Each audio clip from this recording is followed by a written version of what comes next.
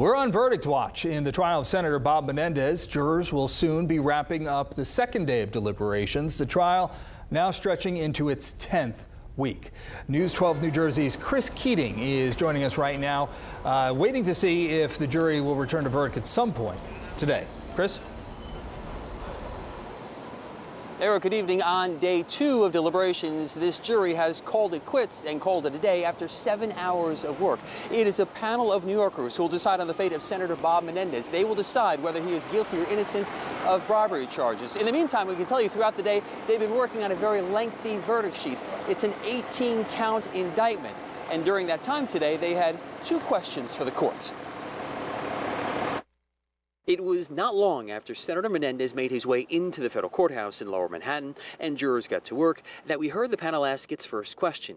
A note was sent to Judge Sidney Stein asking, does a not guilty verdict on a single count require unanimity? To which Judge Stein said, yes, decisions must be unanimous.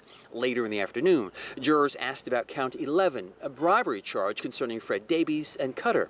Jurors asked, does intervening in the federal prosecution of Davies fall under counts 11 and 12? Judge Stein answered, yes, only if the jury concludes the government proved each element of 11 and 12 beyond a reasonable doubt. Prosecutors have stated that Menendez reached out to Phil Selinger before he became U.S. Attorney for New Jersey to look into a bank fraud charge Davies was facing. Menendez is also accused of putting out information of praise of Cutter to help Davies land a $95 million investment deal with the royal family. This jury is considering several charges for Menendez, including bribery, conspiracy, obstruction of justice, wire fraud, and acting as a foreign agent for Egypt. The wire fraud charge concerns checks Menendez wrote to the defendants to repay the $23,000 given to Nadine as mortgage payment. But prosecutors say those were written later to leave a paper trail and trick a grand jury into thinking it was a loan.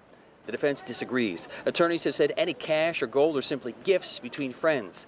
Any help for Egypt in gaining U.S. military aid was simply Menendez doing his job as chair of the Senate Foreign Relations Committee. The defense saying, resist the temptation to pick the salacious story about a corrupt politician.